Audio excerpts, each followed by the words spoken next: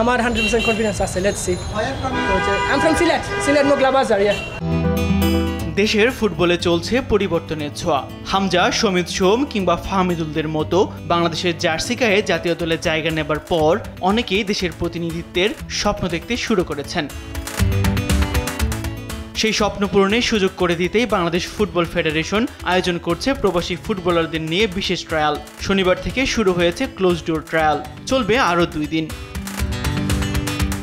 Trial শেষে বাছাইকৃতরা সুযোগ পাবেন পরবর্তী ধাপে যাওয়ার। তবে বাদ পড়ারাও থাকবে বাফুফের রাডারে। গণমাধ্যমের মুখোমুখি হয়ে এমনটাই জানিয়েছেন বাফুফের কার্যনির্বাহী সদস্য কামরুল হাসান হিলটন। সবসময়ের জন্য বিদেশ থেকে আমাদেরই সন্তান, আমাদের এই প্লেয়ারগুলা যেন বিদেশ থেকে যে কষ্ট করে আসছে তারা নিরুৎসাহিত না হয়, এর জন্য সকল কার্যক্রম আমাদের অব্যাহত থাকবে।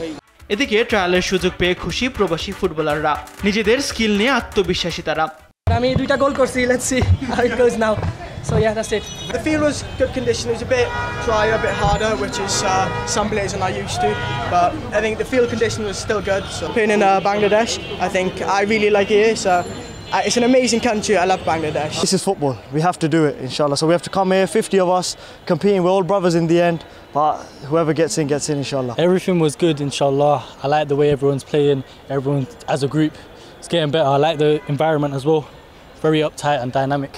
অন্যদিকে বাফুফের এই উদ্যোগে খুশি অভিভাবকরাও। স্বপ্ন দেখেন বাংলাদেশের জার্সি গায়ে হামজা, সমিত সোমদের সঙ্গে মাঠ মাতাবেন তাদের সন্তানরা। For Bangladesh, it's always a proud feeling to come to the motherland and play for Bangladesh.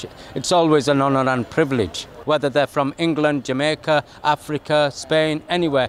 If you've got Bangladesh blood in you, come and play for the motherland. বাফুফের এই ট্রায়ালে কতটা প্রমাণ করতে পারবেন প্রবাসী ফুটবলাররা, সেটাই এখন দেখার বিষয়। তাসবিহ শরণ, দেশ টিভি, ঢাকা।